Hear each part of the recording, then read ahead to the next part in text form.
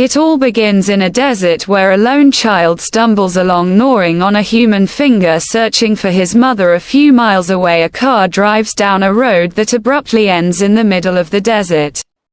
The man driving the car steps out and continues on foot. Wyndham is a photographer who came here to capture the solar eclipse. After taking a few photos and noticing that the day is coming to an end, he tries to return to his car but unexpectedly encounters a boy who seems lost and frightened. Wyndham is ready to help, but the boy doesn't seem to want it. He points in the direction where he lost his parents and walks away, trying to help the boy find his way home. Wyndham follows him, but the boy rudely refuses his support and leaves. The man is left alone in the darkness with no way to return to civilization. Wyndham lies down to sleep on the ground but struggles to do so, reliving the day's events in his mind. Suddenly he hears strange sounds. He follows the noise and soon finds stakes with ropes strung between them, from which hang bottles that produce a melodious chime. In the desert before him is a large canyon, at the bottom of which stands a wooden house around which a woman is wandering,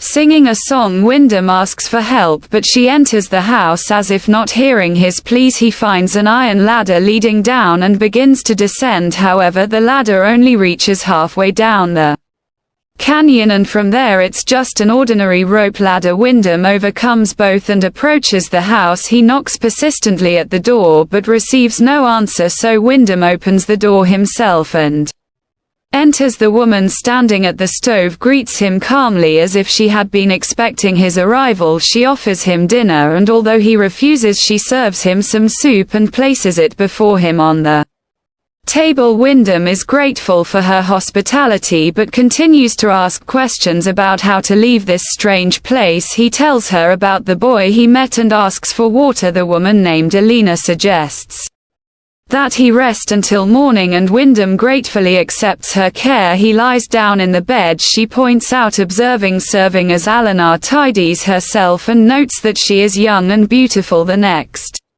morning he gathers his things and heads outside, hoping to find a way home, but strangely he cannot find the rope ladder he descended the previous day. Without it, reaching the iron section is impossible. Wyndham returns to the house and, taking out his camera, takes pictures of the surroundings and the drawings on the canyon walls. Everything is quite gloomy and reminds him of death in all its forms. He then notices Elena, who is busy repairing the roof, and asks her about the missing ladder, but she either does not understand what he is talking about or pretends not to, although her words imply that there are other residents here. She does not tell him anything directly. Disappointed, Wyndham walks around the canyon, periodically calling for help, but to no avail. Later, Elena asks him to undress so she can wash his clothes, saying it wouldn't be proper to return home so dirty. The man has no choice but to comply. That night he struggles to sleep again, goes outside and once again tries to find a way out, but there is none. In the morning he searches the house and, finding a hammer, tries to climb the canyon wall. Suddenly he notices a movement above, and then a chicken carcass falls down, causing him to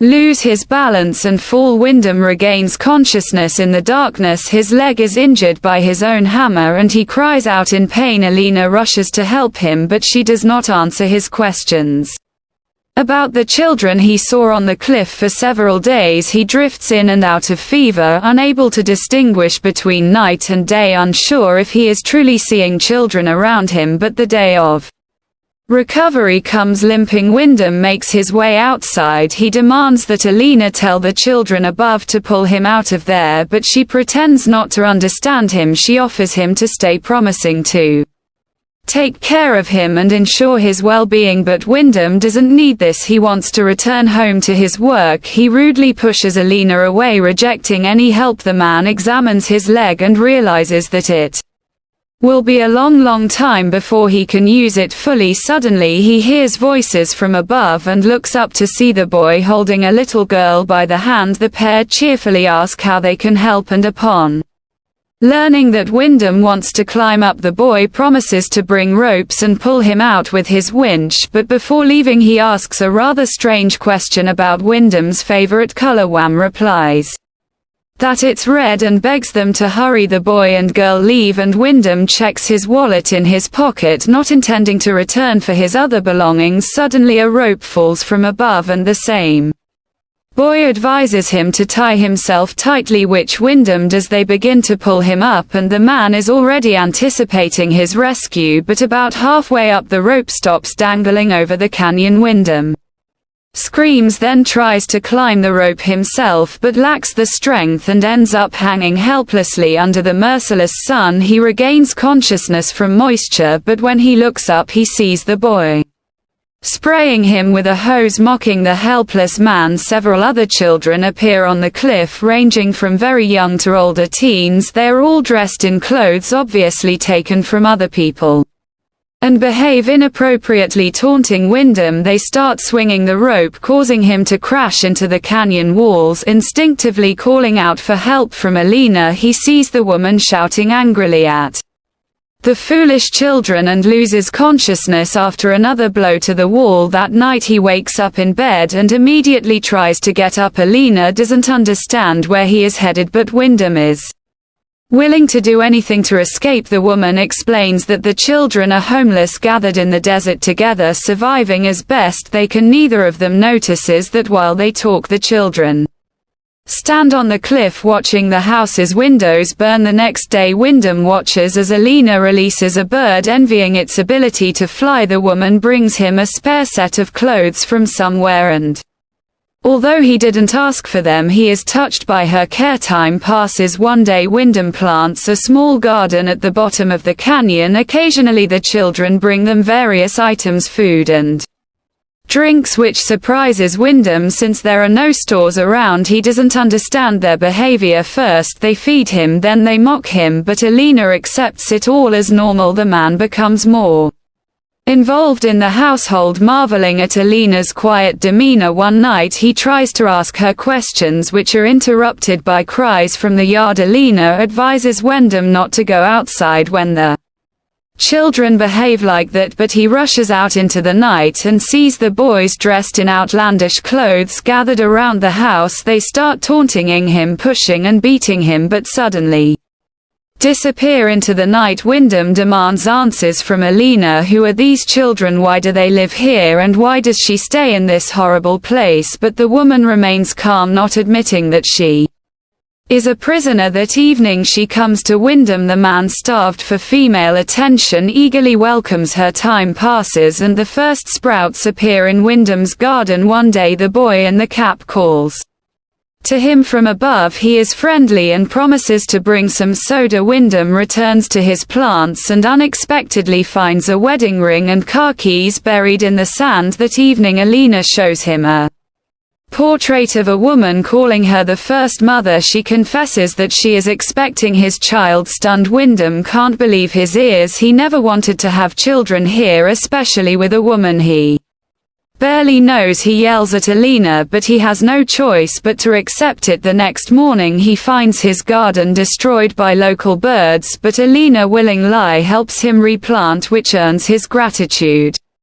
Gradually life in the house falls into some semblance of order. Alina runs the household and Wyndham exercises, working on his leg. One day the boy in the cap visits again. He is very curious and asks Wyndham many questions. Wyndham asks him to help Alina as she is going to have a child and they will need a doctor. The man asks the boy to bring some rope and something heavy to use as a counterweight. He plans to climb out and take them to the city where he can take care of the woman and the boy. The boy promises to do everything when everyone is asleep or gone, but then one of the older boys appears and takes him away. Later Wyndham tells Alina that the boy wants to study, that he is smart, different from the others, and wants to live differently. The man wants to help him and help her too, but Alina reacts strangely. She tries to find out exactly what Wyndham is missing here. When he mentions freedom, Alina is puzzled. After all, no one forbids him from doing anything here. Isn't that freedom then? The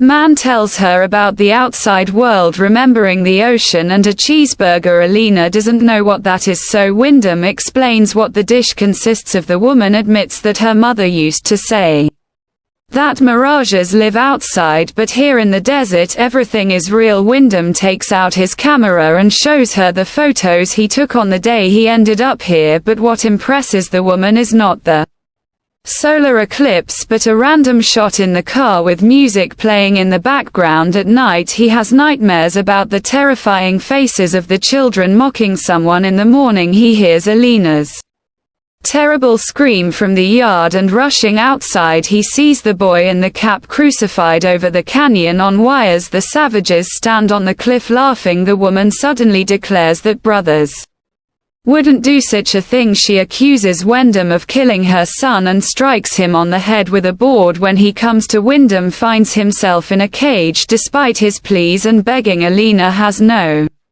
intention of letting him go. She feeds him like an animal and her children come to watch his suffering. One day he sees a girl standing on the cliff. She is clearly not from here. Wyndham catches her attention, though he is terrified to shout, fearing to wake Alina. Whispering, he begs the girl to call for help. She understands him, promises to do everything necessary and leaves, assuring him she will return soon. Wyndham waits in hiding, watching the heavily pregnant Alina as she goes about her chores. Suddenly he hears screams and sees the savages catching the girl. They drag her to the cliff and dramatically kill her before his eyes. Time passes. Wyndham remains in the cage. He involuntarily witnesses unnatural rituals performed by Alina, her children and her brothers. One day he suddenly tells Alina that he wants to stay here forever to raise his child and love Alina, who will become his queen. He will teach the child everything he knows and is ready to give himself completely, and this is his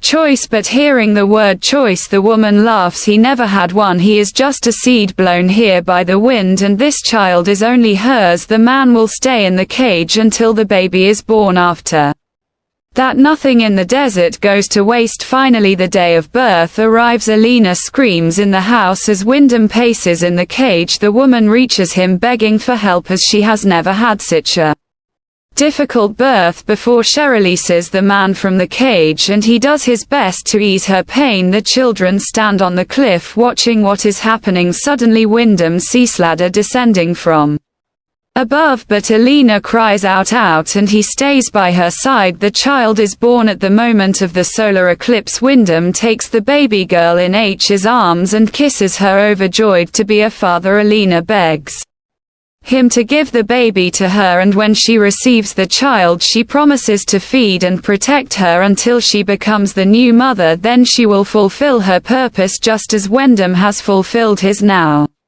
At that moment the boy sneaks up and slits the man's throat, exulting over the collapsing body, assuring him that he is doing it for the mother. Later Alina gathers Wyndham's belongings and packs them in a chest, then goes to the baby, promising her that everything will be fine. Meanwhile, Wyndham's body decomposes in the yard of the house, sprouting grass and turning to dust. This is where this unusual film ends.